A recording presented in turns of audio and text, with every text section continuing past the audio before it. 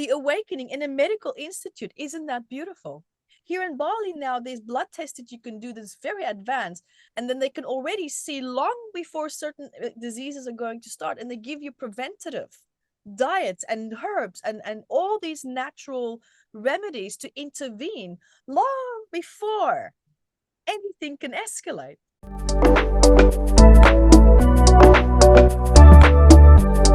Hello, everyone. I am Claudiu Murgan, the host of the Spiritual Inspire podcast. Welcome back to a new episode.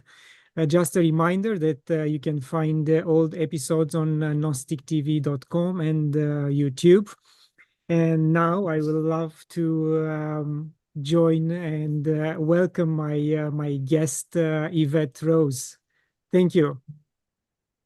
Thank you so much for having me. I'm so excited to be here with you today and to share wonderful information with you and with the audience as well.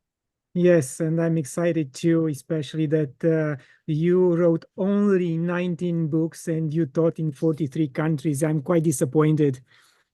It's so and funny. and I would like to start by asking you about your condensed version of your personal healing story that includes a near-death experience called broken heart syndrome. So I'd appreciate if you'll share that with us. I would love to. So, one thing that I'm really thrilled about is that now I can talk about my past and not have a breakdown, because I've really worked very hard on my life, as we all do, right? That's why we get involved in personal development. It's not because we're doing great or, the sun is shining and we can see all the beauty that's around us. It's because we're actually looking for that, right? And we want to clear away the blocks that's stopping us from really taking in our life in its greatest, fullest expression. And, I found myself on that exact same path when I was in my early 20s. I had a very destructive relationship with my father. Remember, everyone, this is a condensed version, right? I do have an autobiography if you would love to learn a bit more about my life and the journey of that, so you can dive into that. But we had a very challenging dynamic, and I was the only child. So I didn't have someone else to do that with, right? So everything came to me. I had to work my way through those challenges. So he was a clinically diagnosed sociopath. He was an alcoholic. He was a drug addict. He was a very tough person to live with. And just to put it into perspective, you need to understand, when someone has been diagnosed as a sociopath, these people think and feel emotions very differently to what we do, right? So any rational debate that you want to try to have or get them to understand your point of view, there's no emotional capacity to relate to you. You have to always adjust to their world, which meant that I had to constantly diminish and ignore my truth, my feelings, what was happening for me as well. And he was quite a violent person as well, and emotionally volatile at the same time. So my relationship with him, the little bit that I did have, the little bit of interactions, was very volatile. And so, because he was out drinking most of the time. And what I realized later in my life was that my coping mechanisms and strategies in life, I copied from him, because he was a very abrasive, very aggressive, domineering person. And I noticed, wow, people listen to him. People, he gets the job done. My dad was highly successful. He had an exceptionally high IQ as well.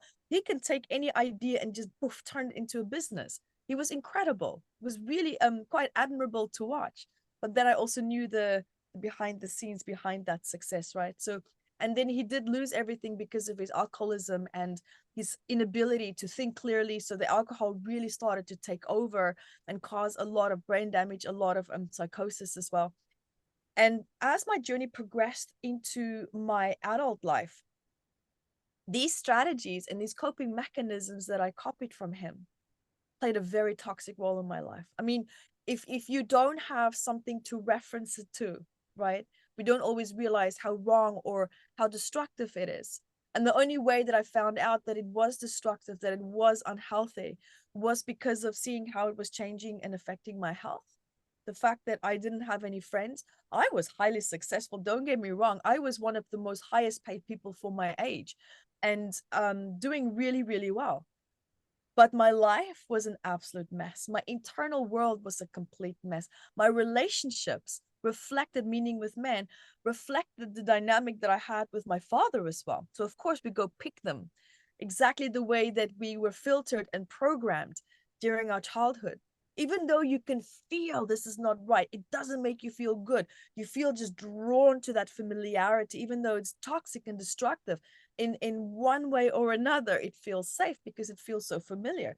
We know how to cope and survive with that, right?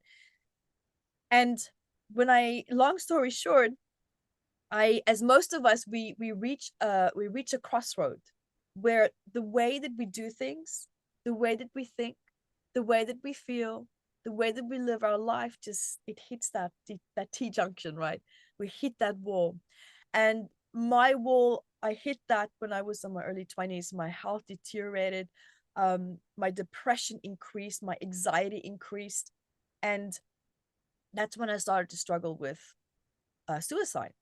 So that was my first turning point in life, right? So that was where, I woke up in the morning, I left a voice message on my manager's phone, and I said, listen, here's all the passwords to everything. I'm not going to come back, because I was planning my death. And I went in there. This was back then. I don't know, I'm a bit old, not old, but we still had the big Dell computers, right, with the clunky keyboards. Laptops were for rich people. And I'm sitting there and I'm typing on this computer when I waited for my partner to go to work, and I was typing in there thinking, how can I end my life as painless as possible? And then I sat there and I had a cigarette in my mouth. I had 2 shots of vodka already, because I was already at that point a full-blown alcoholic like my father and smoking like my father. And I sat there and I think, and I think my saving grace was my competitiveness. I was a very competitive person, which is something that I saw in my dad, right? There has to be a better way. How can I be better? How can I be more successful? And that competitiveness kicked in my weakest moment. I really felt like I was on my knees. And I sat there, I'm thinking, and I'm sure that you also have had this experience where you sit there and you think, but there's people around me that's happy. What is it that they're doing that I'm not? Yeah. What is that? Right? We've all had this moment. Now, I had mine during that vulnerable moment. And so instead of typing in how I'm going to end this, I typed in how to be happy. Because when you don't have an answer and you are completely unresourceful, it's interesting how your ego also takes a back seat. And it's suddenly you're a little bit more open to seeing, well, what else is out there, right? With less judgment. And then I saw Doreen Virtue, Neil Donald Walsh, and crystals and angels. And I'm sitting, I'm thinking, oh my God, is this a joke? Because I was raised strict Christian. And then I switched to being an atheist. I had a terrible relationship with God, hence why my life also probably was a mess. And I sat there and I'm thinking, I can't do this.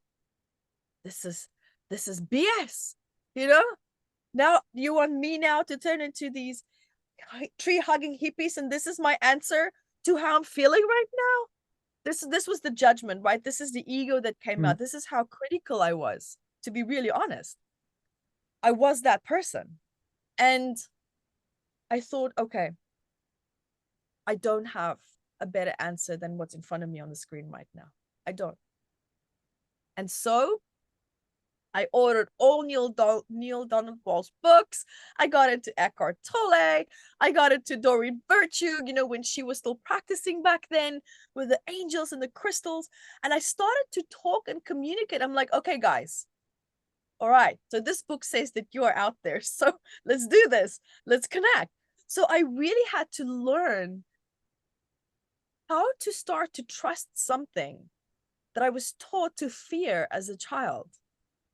And now change my complete values and belief system to realizing, but I can talk to something that I can't see, and it can be loving, and it can be kind. It can have my best interest at heart.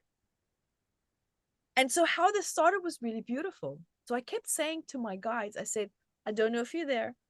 I don't know what you look like. I hope that you're still there after everything that I've been through and all the bad things that I've said to you in the past. And I asked for forgiveness. And I said, please give me a sign when you are there. And this was when I was still in corporate office. I was around 22, 23. And then suddenly I would get this feeling of warmth over my heart, especially when I would feel very depressed, very sad. Like, you know, when you have just these waves during the day and you just suddenly just don't feel good. Now, these waves would come and I would see these beautiful little specks of light, like little, like glitter here and there, ding, ding, ding, ding. And I'm like, and I noticed the pattern that I will see these specks every time when I would feel down. And then it hit me, and I'm like, it must be them. I It see must those be, too. Yeah, from time to time, I see them too. right? It's beautiful. And that's when I realized you're really there. And it was such a beautiful moment for me because that's when I felt received by God. I felt accepted. I felt, wow, I do have a team around me. I'm not alone. You know how we sometimes feel alone because of our trauma? And this made me feel like I have this spiritual community around me. And so this is how my journey then started. And then 3 months later, after my awakening, I quit my job. I started my practice. I got a business partner. And 9 months later, after putting all our work together, we were booked out for 2 years across the world and just started, you know, teaching and working and basically just showing people how I got my life back on track, right? Because I wasn't there to tell you how to deal with certain XYZ. I was just there to show you what I did, what worked for me, and it helped other people as well. So it was a very beautiful journey.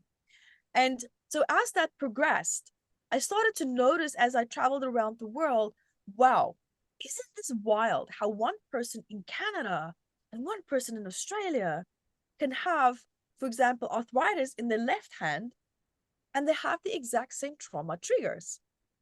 And I thought, oh my God, isn't that amazing? So I started documenting these similarities through my client sessions and working with people as students as well.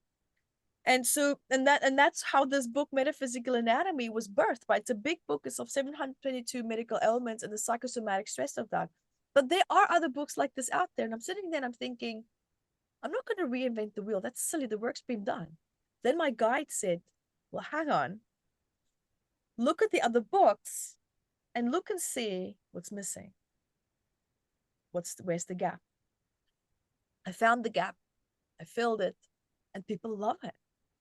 So this book is now being used in universities, hospitals, psychologists, offices, anyone who just wants to know and understand better about themselves, because this book dives into trauma patterns, right? Trauma trigger patterns. It's not just about what you're thinking or feeling or what the body is trying to tell you. It's about what happened with you, what happened between you and your mother and your father, what the family dynamics were.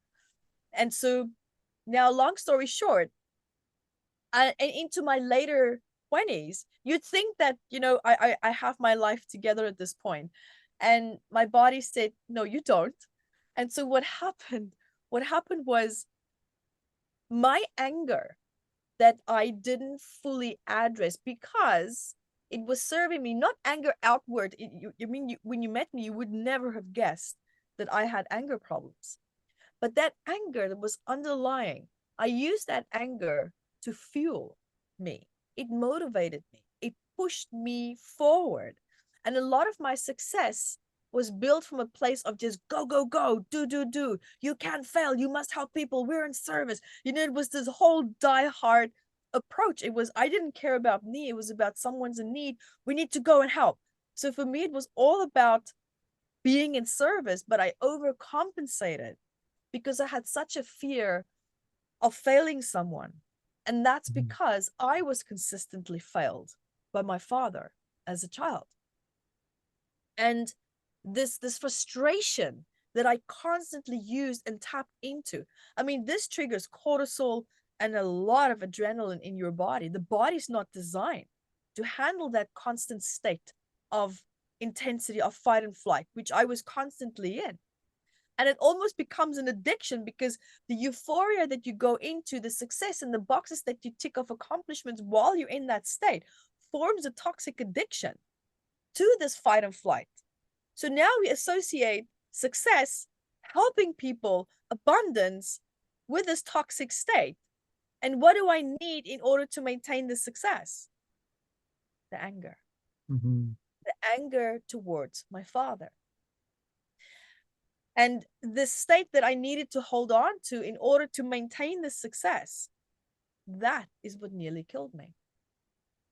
I wrote about that in my abundance mindset book, where and I mean, one thing happened after the other, very stressful, go. I mean, at that point, I lived in Vanuatu. I was barely at the house. I had the most beautiful house. I was barely there because I was always traveling. I was always working. And one day I had to put down my beloved dog. And it's like that was the pivotal moment of just where my capacity to hold it together collapsed. And so just after the vet, after putting him down, I was in the car and I said to my driver, I don't feel well. And the next minute my arm goes, my whole left face is hanging. I couldn't speak. And I felt like there was this tornado in my heart. And I collapsed forward and I couldn't breathe. I had so much pain. I have given birth to 2 kids. And let me tell you, when your heart kicks in, that pain is unfathomable. And I lied forward, and all that I could say, like I could literally just lisp it out, is it a hospital? And it's like, what? I said, hospital. And then he figured out and he looked at me, it's like, oh, hospital. I'm like, yeah. And so he drove me there, which was, thank God, 10 minutes away from there. They submitted me, put me on the machine, and they kept me there the whole day. And this is a third world country, so they have a very different way of handling clients, patients. And so my doctor came in and he just looked at me and he said, you're fine. You can go home. And I'm lying there and I'm exhausted. You feel this weakness also in your heart, like you're still out of breath, like you're catching your breath and you just can't get your breath. And he threw this white box on my bed and he looked at me and he said, you don't have a heart problem. You have a stress problem. And then he walked out. And I looked at the box and you know what he gave me? Muscle relaxants and Valium. I was This was expecting him to my, bring you some herbs, you know. you know, I was expecting at least a little bit of sympathy, but nothing. He's just like, you don't have a heart problem, you have a stress problem, get out. You know, here's your tablets, go get zonked out on this medication. And that's when I realized this needs to change, because I was about to lose my success because I couldn't stay in that state. And so the foundation of my life and my success needed to change drastically. And it did. I ended my significant relationship there at that time. I gave up the house. I gave up the money. I gave up everything. And I moved to Bali. And Nice. so, yeah, started my life over here. And I found myself again, worked my business back up again, because my business then I gave to the ex-business partner and I just said, just take it. Just take it. I need to start over. And that's how metapsychology coaching then started. Slowly building my way back up again, but looking after me and my health first. Yes, beautiful story. Thank you for sharing. And you turn out amazingly well, an amazing soul, Finally. affecting others and transforming others as well. So I'd like to go back to your first part of the story. So now with the experience you have, would you say that everything you went through and the relationship with your father was in fact the lesson you had to learn in order to reach the point you are at right now? Absolutely. Absolutely, yes. And here's the thing. Something that people don't always necessarily know about me is I'm the kind of person where if I see a challenge, I think of how can we learn this in the best most impactful, proper, but also fast forward a little bit way. I was thinking, and it begged the question when I went through all these years of suffering, because it felt like suffering, right? These lessons, these experiences, and I'm thinking, how can we make our lessons more graceful? How can we integrate this better? How can we move forward faster and not necessarily affect our karma? Because in my belief system, and when I talk to my guides, we were given these healing abilities. We were given so many beautiful gifts to elevate ourselves. But what I realized is because we don't know how to use it, and not just a healing ability. I mean, you yourself know with your history of amazing work that you've done yourself, the possibilities of what we could do is endless. It's more a matter of what do you feel drawn to? Yes. What do you want to invest in? Right. And so why would we have all of this? We have it so that we can help ourselves. But the fact that I didn't have awareness of this, I didn't have access to this because we have been blocked as a society and been taught the nanny state where we have to rely and kowtow to things outside of ourselves instead of finding our sense of empowerment within, which is if we did, if we as children were raised that way, I can guarantee you our suffering would have been lessened by I think maybe 60, 70, 80, 90%. Yes. Right. So yeah, and I know that you know that as well, right? So it's that's the question that I started asking myself, but how can I help people to elevate themselves and not having to go through this row of challenges and suffering that I went through? I'm sure you probably also, as you were figuring it out yourself as well, right? Not having to go through that. Yes, So I totally agree. That's the trauma we are going through right now, trying to take our power back, our sovereignty back from, as you said, nanny government and be on our own, learn how to heal ourselves, how to help others heal themselves as well. exactly. Because at the end of the day, you will see that the universe is really going to work with you when you are in service to it.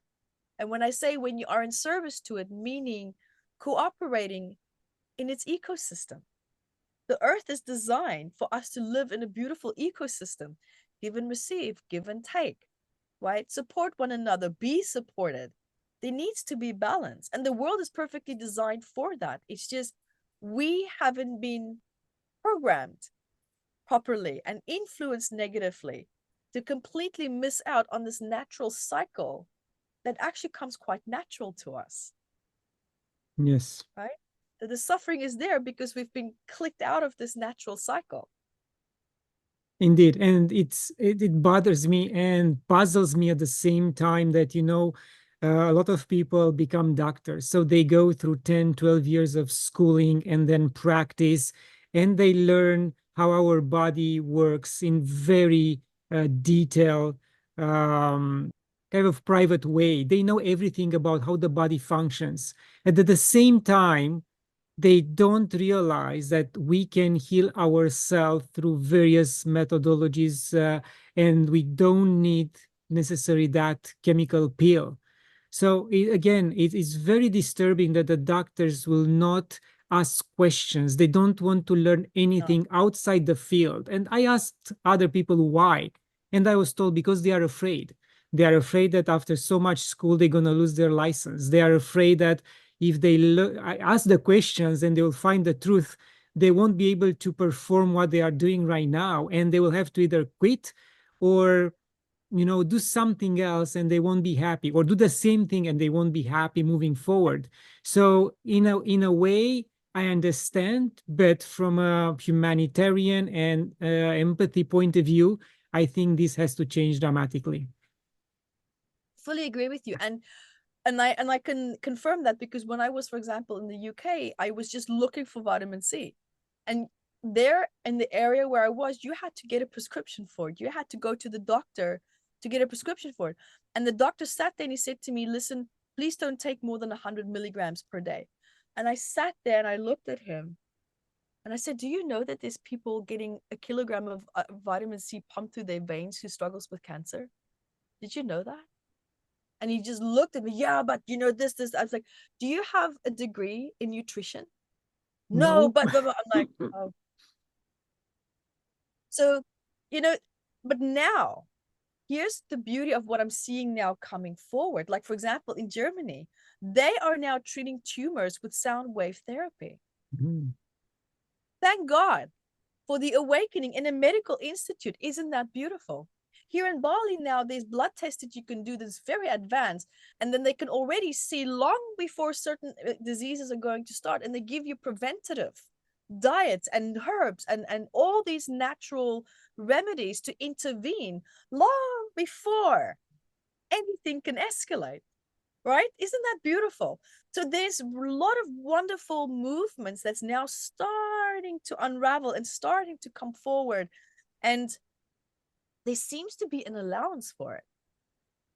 What that tells me, we are shifting, we are elevating, maybe not as fast as we would like to, but I am highly impressed with the technology that's now being shared.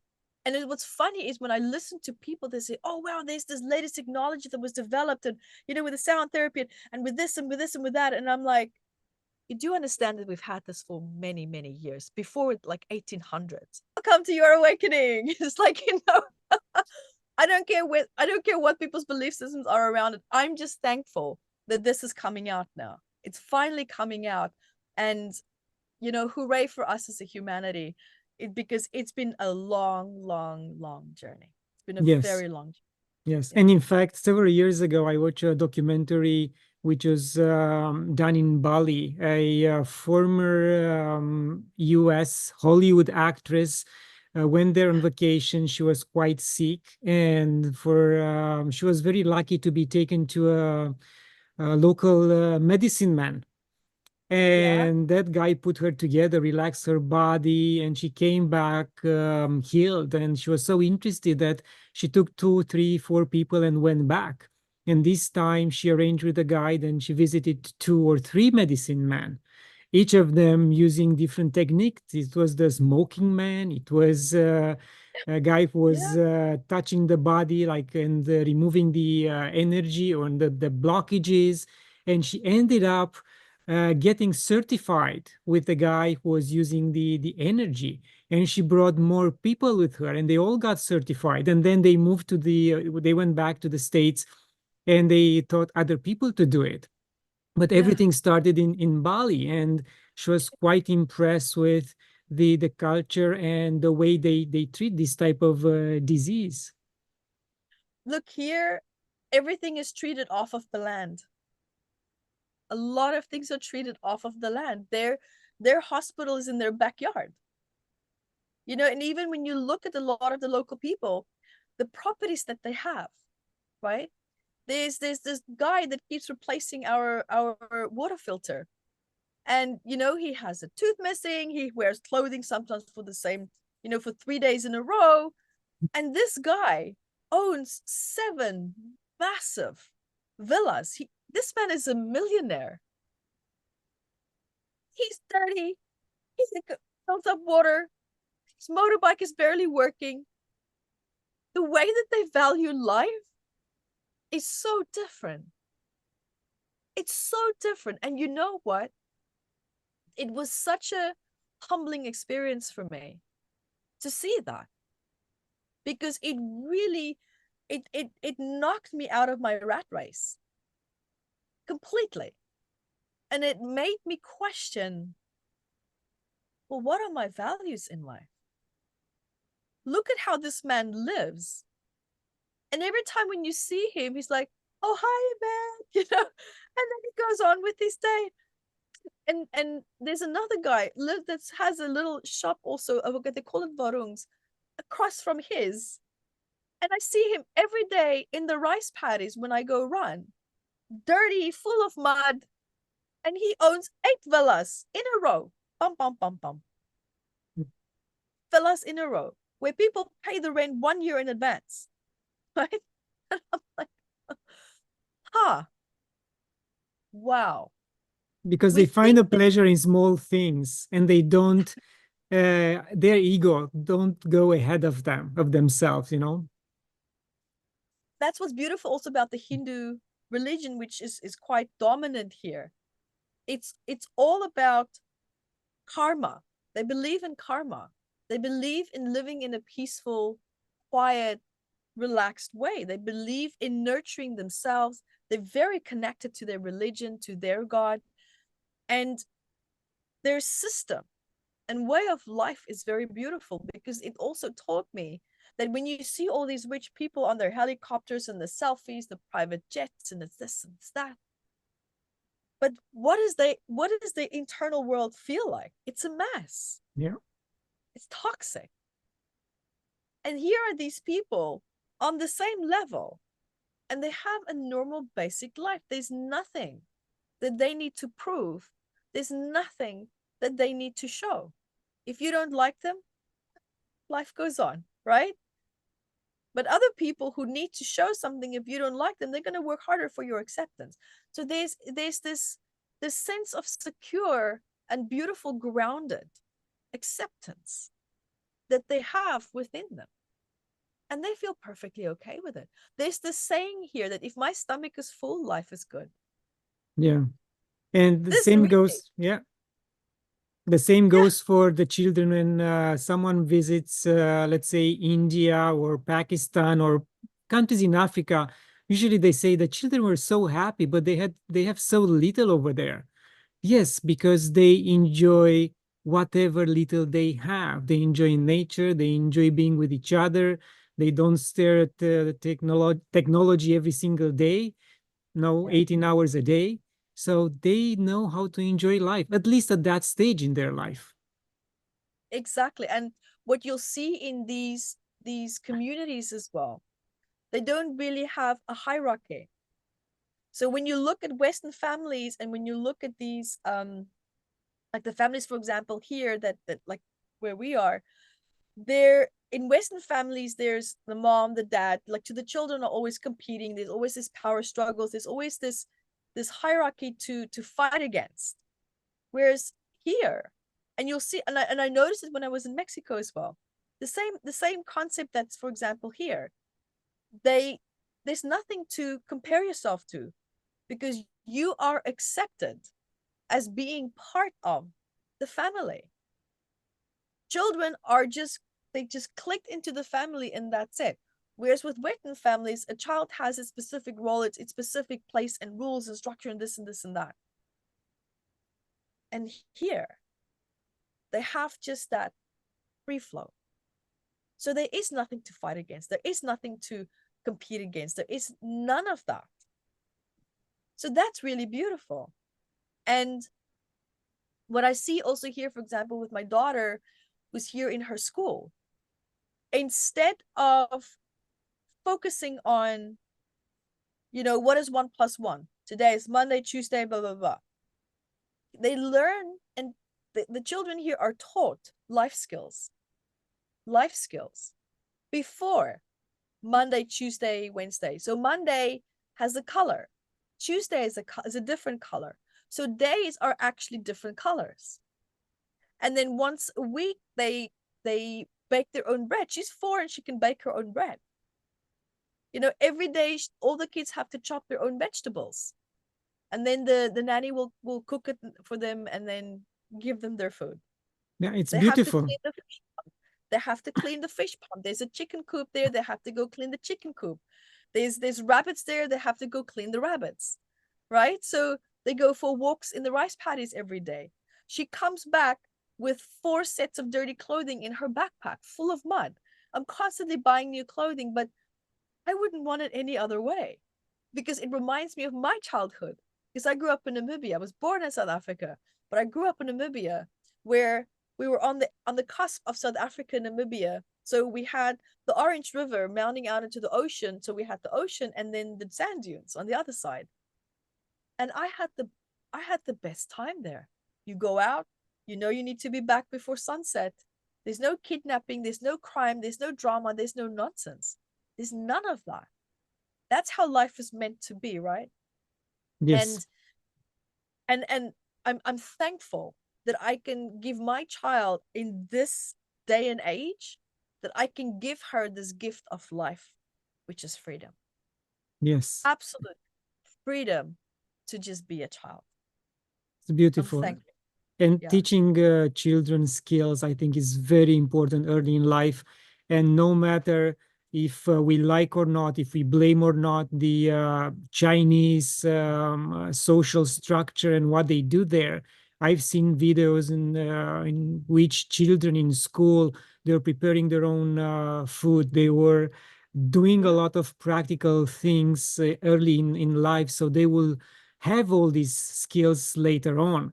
While in the West, we always depend on someone else to do something Right. for us, either grow our food or change a tire, or and that's not practical. That's called learned helplessness. And so when crises do strike, we're always relying on people outside of ourselves to be the solution. If you can't find that solution within you, what does it do? It's going to perpetuate the feeling of helplessness and being a victim.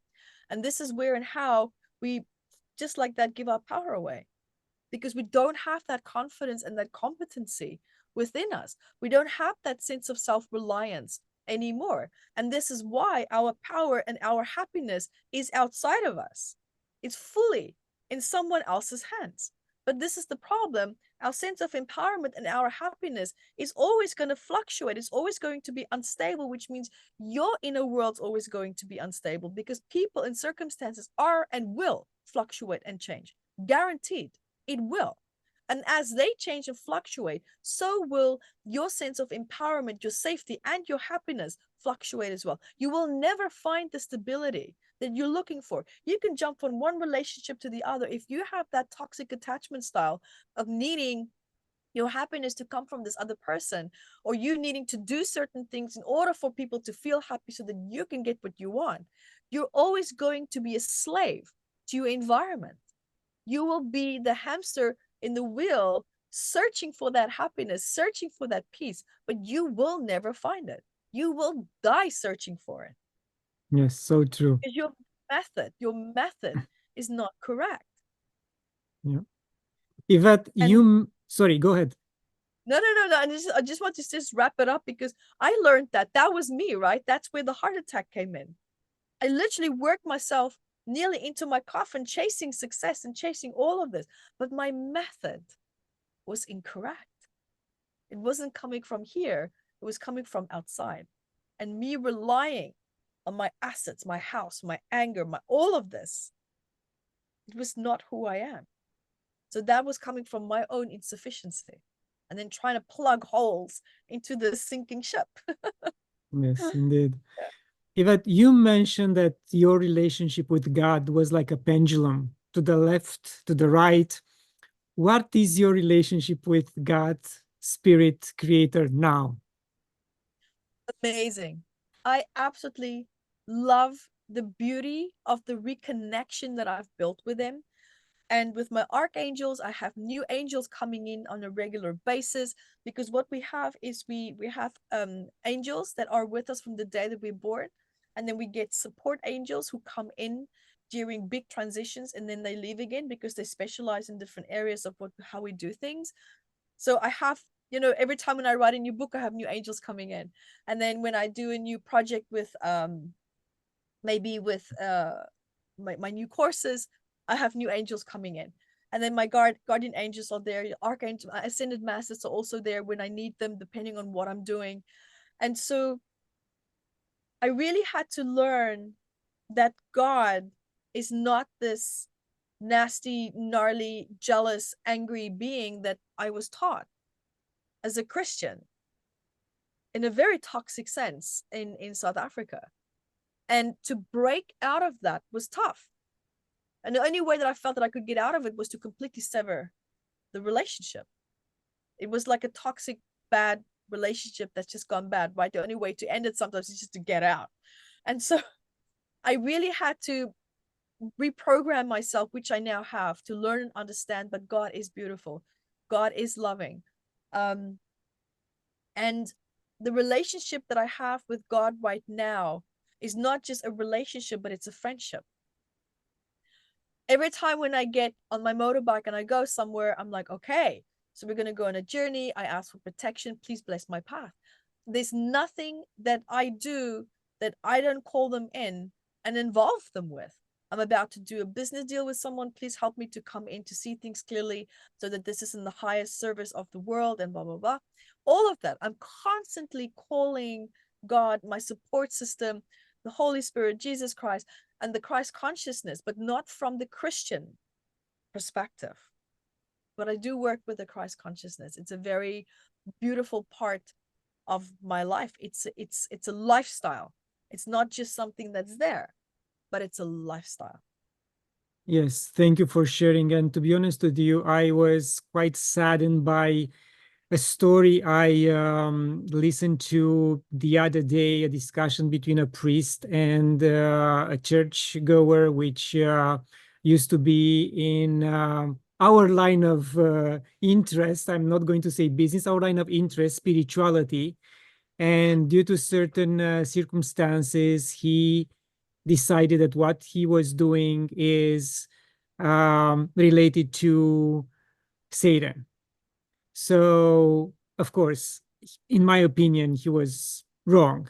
And then the discussion between him and the priest put everyone else in the same category. So if you don't, even if you call Christ on Christ consciousness on the understanding we have and the community, the spiritual community has, is totally against of what the religious structures have at this moment. And that's sad because a lot of people could be helped if they would have the right explanation and the right path and the right advice.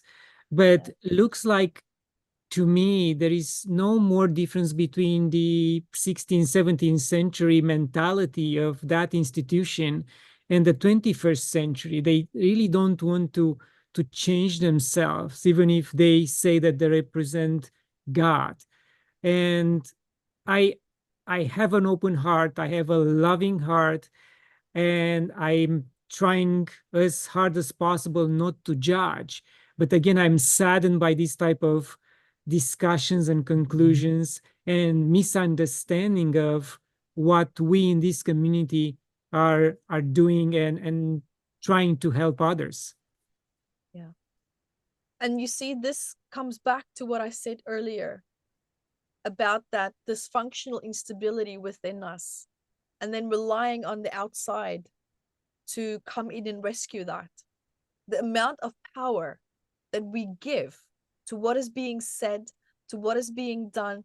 And this comes back to our broken relationship with ourselves. Because, you know, a lot of people, and this comes also to intuition, right? Feeling what feels right, feeling what feels wrong, and trusting that and going with that. I can't tell you how many people come to me and they say, Evette, I can't feel my intuition. I'm not intuitive. You know, my psychic abilities are all shut down and this and this, that. And I'm like, no, you don't have an intuitive problem. You have an emotional problem. It's because you can't feel your feelings.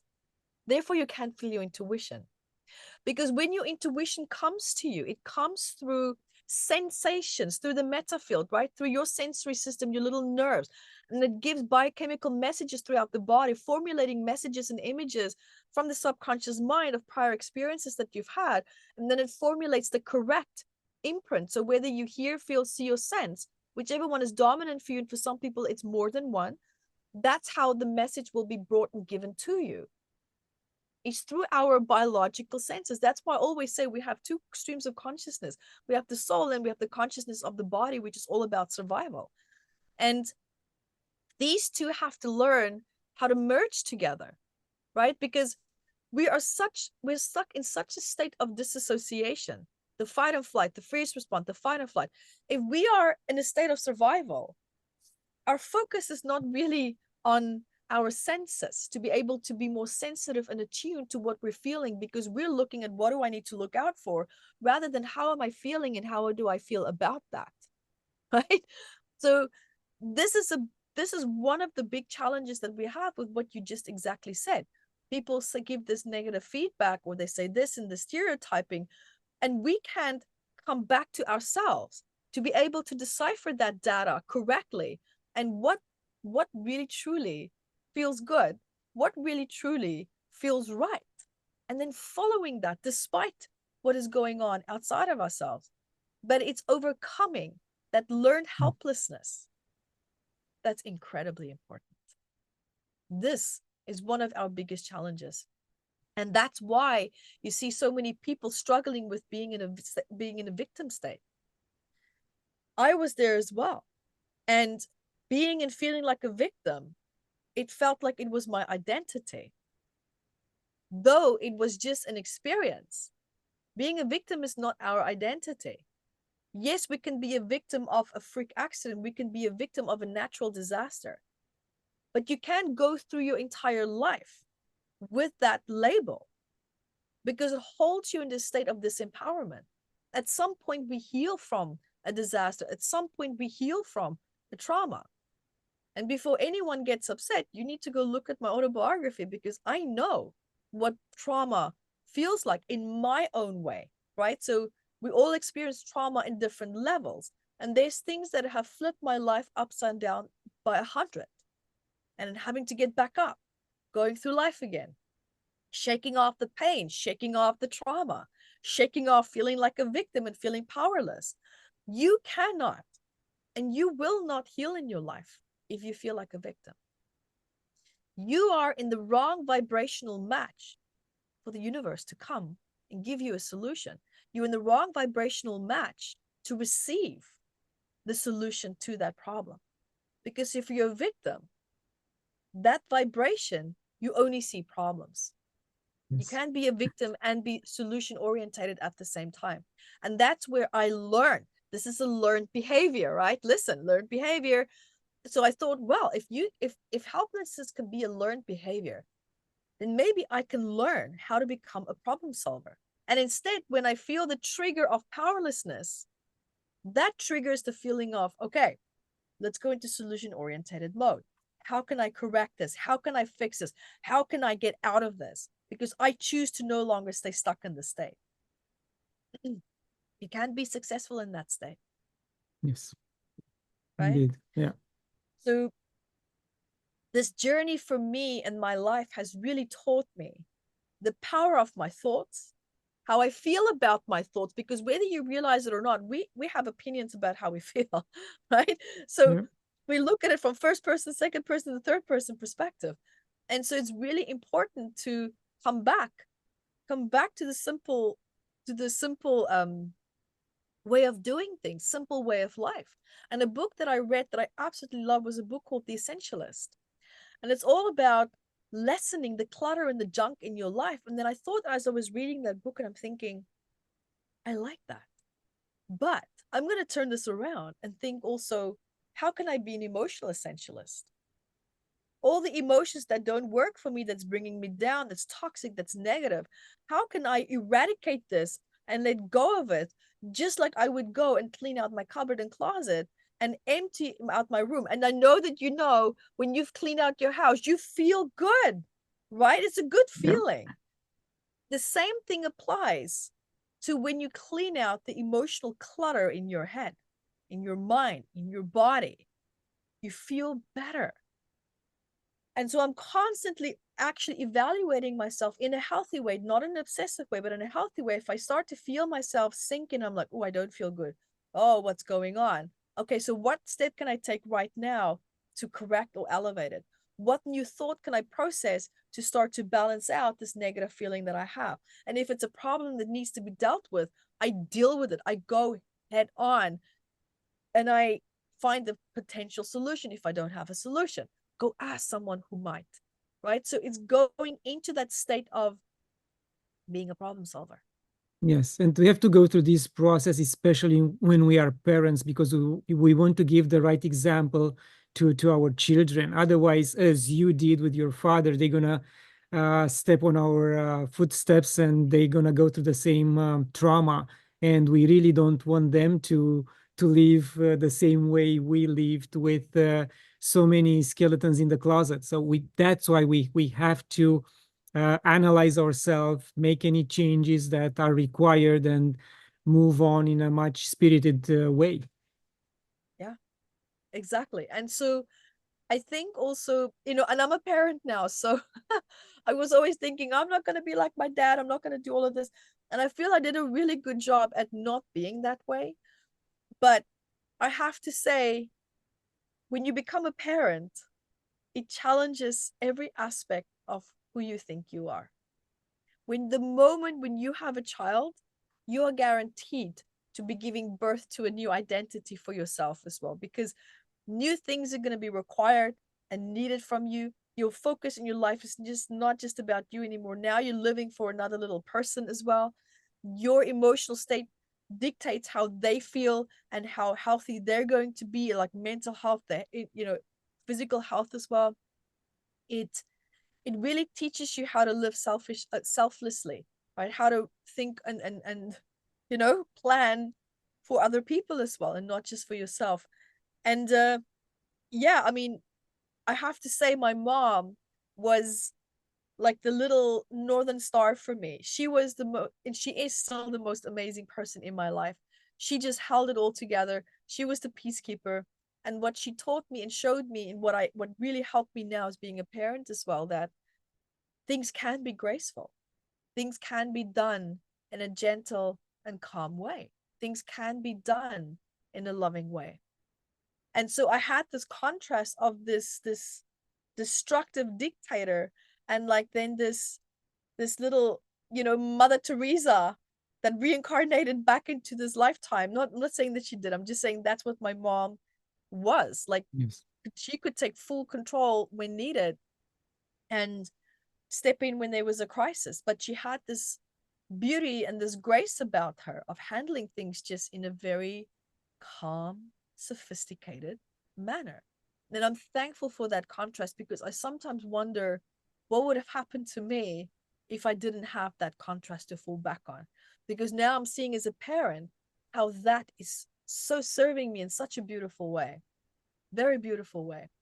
So, yes, the way that we raise children now, which is going to be our future generation, with the new technology, with AI, I mean, the way that we know life, it's over.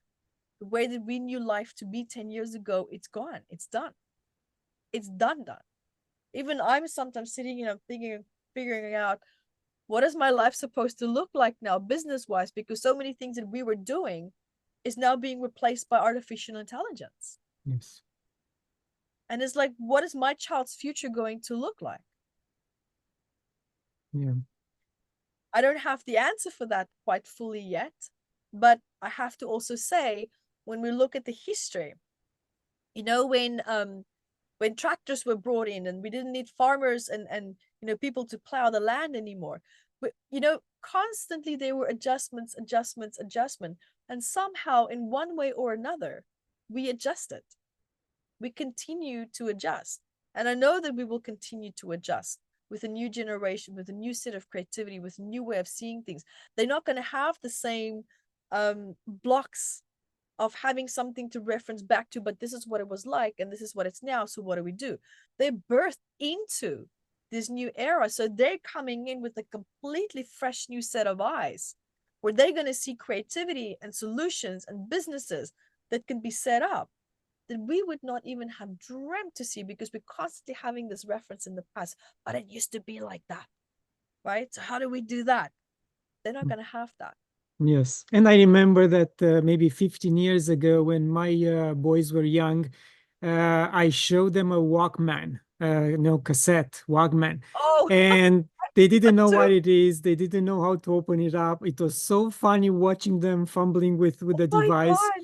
Yes, and I had such a good time, and then I explained to them, and I didn't go even farther down the memory lane with the other type of electronic devices. That was Yeah. a good test. And talking about kids, do you see any specific spiritual features, characteristics in yours? I absolutely do. I mean, my eldest knows when my husband is going to come home. She just has this knowing. Every time when we're about to travel, She would start saying, are we going to go on the airplane soon? It's almost like whatever thought you are energizing that you want to do that hasn't happened yet, she's picking up on that. And she's already, you know, then questioning it and going, oh, but is that really going to happen? I'm sensing, I'm seeing this, not in so many words, but the questions that she's asking me is incredible.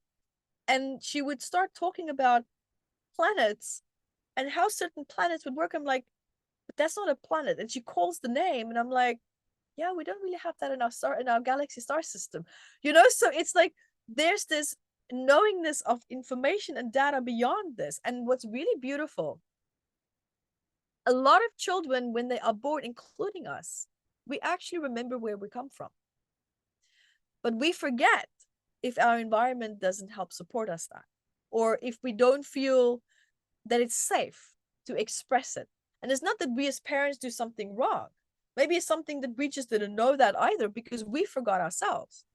And so I've been nurturing this for her because she talks about names and characters that she doesn't watch TV. She doesn't have an iPad, nothing. And I'm like, where's this coming from? Mm-hmm. Right? So, and it's galactic characters that's not from this realm. And it's beautiful because I can see how she's identifying with her life that she had prior to being here. And where most people will think, oh my God, stop making nonsense up, this is stop this nonsense talking. Instead, I would actually go and ask her more questions about it. Like all her dolls have these outer galactic names. And my mom was the first person to actually pick up on it because she's highly in tune with these things for many, many years now. And she's like, did you know that her dolls are called beings that are not from this planet? I'm like, come on, mom. What? I mean, I didn't know that because I didn't hear her actually say the names, but my mom did. And she brought it to my attention. And I'm thinking, isn't that beautiful? So just these little things that I see in them, and I nurture that and I support that to keep that line open for them to help them to carry that into their adult life as well, and hopefully with their children too. Beautiful. Evette, you are using so many alternative ways of healing, and one of them is breath work. What type of breath work do you use? That's a really good question. So I did a breathwork course from Angelica. And so this is where, and I also combined it with 4 states of breathwork that people use in research through muscle testing. Where, for example, if you go into the alpha brainwave state, you breathe in the mouth, out the nose. That helps to reset the nervous system. Then they have, for example, the theta brainwave state, just in the nose, out the nose, which is great for going into a meditative state, intuitive state. And also it's a great state to go into when you're about to make a big change, because we are in the theta state until the age of 7. Right? It's all about programming, layering in all that information and data.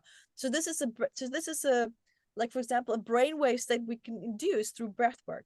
So I love to bring breath work into metapsychology coaching and specifically strategically situated in the specific sequence of the actual session of the technique. So it's not just about breath work. So breath work would, for example, be a 10% component of a bigger process, but it's about how I strategically place it to get the best results possible. So that's how I use it.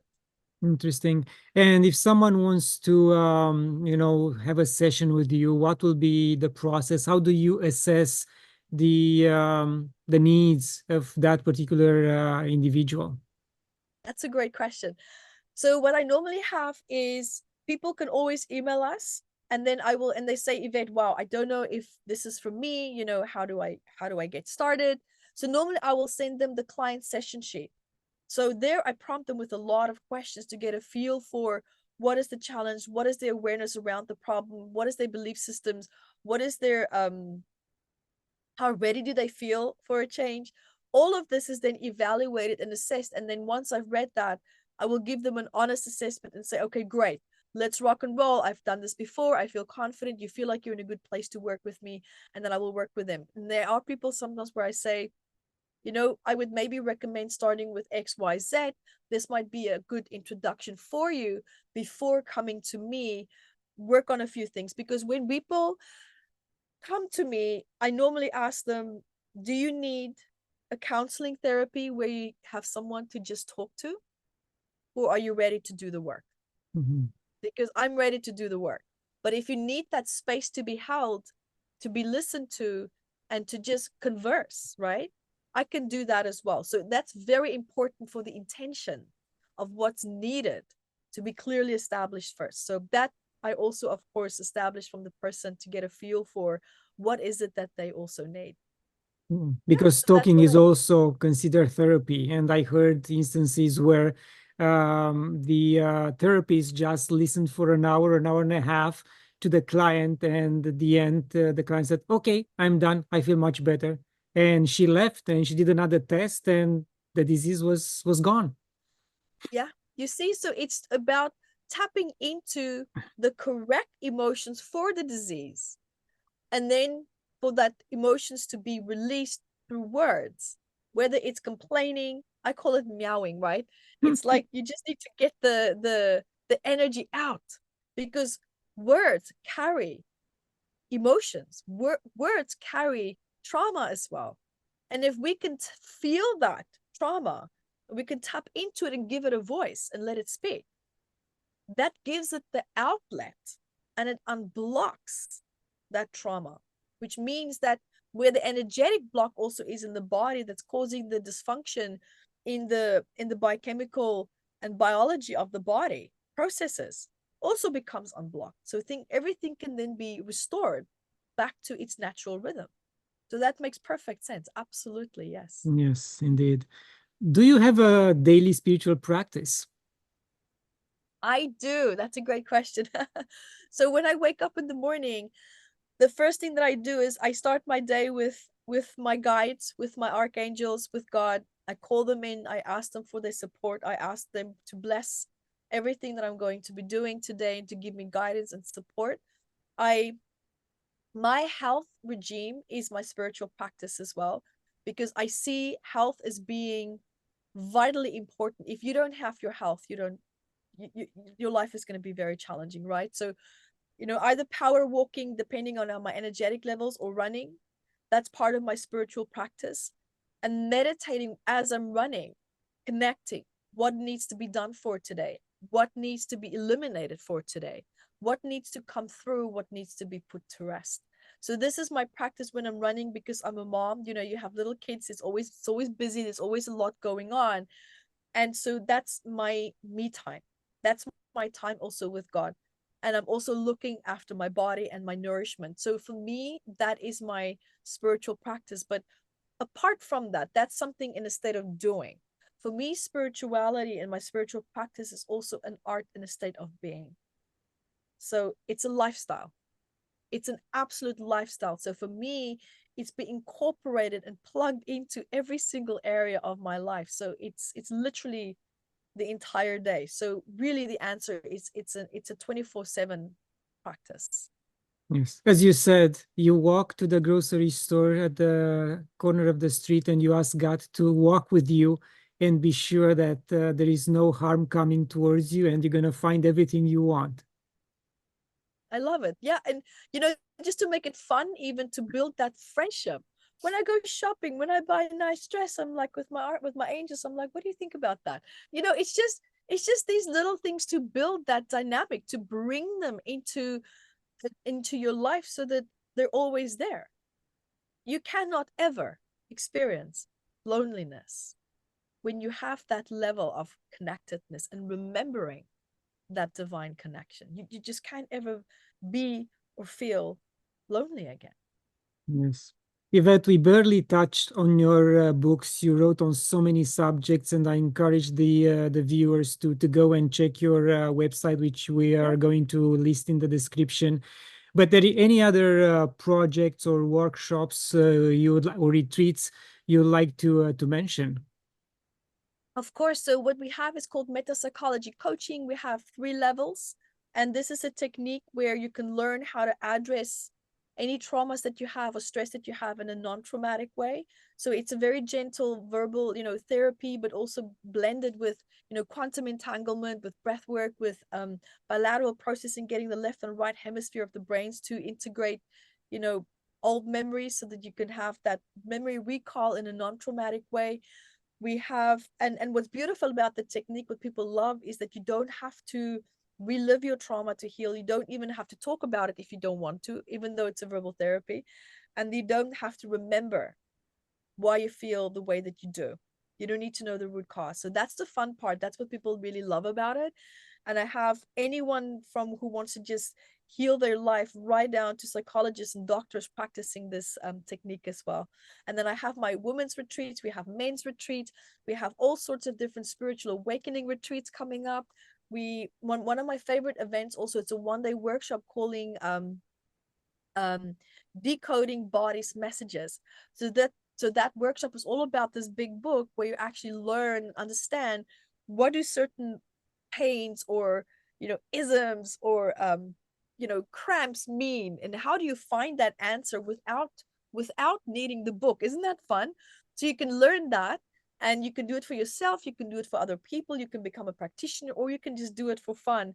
And how to do remote body viewings, how to open up your intuition, how to learn how to work with your intuition, to recognize it. What are your different special gifts inside of those talents that you have, and how to start to really, really work with it. So this is what we do, and this is my passion and my service to this world. Wonderful. And you are in the right environment to motivate people to come and work with you, because it's Bali who want And I to travel a come. lot as well. Oh Yeah, so yeah. I will also come to people. And it's funny, I think you're in Romania still, or are you in No, Canada? to Canada. It's been here for 27 years. For many years now, so you haven't gone back. Oh Okay. yes, visiting, but not fully. I don't know why, ever since last year, Romania has been calling me. I have a lot of students, for example, in Bulgaria and many other areas in Europe as well. I mean, across the whole world, thousands of practitioners. But for some reason, Romania has been calling me. And when I saw that your profile said Romania, I thought, isn't that interesting? So it's just, there's something really beautiful that's opening up. So it was lovely to speak to you from Romania, even though you're Canadian now, but your roots are there. There's a lot of power in Romania. Yes, A I was lot. told, and I had an interview recently with Jerry Sargent. He's building his first healing center in Romania. And Oh, he mentioned that every time he's there, the energy is just off the roof, and the water is amazing. And in fact, yeah, he's going to move there permanently. He's building a house. So he's guys. in this field as well. And the Romanian Yeah, community is quite big over there.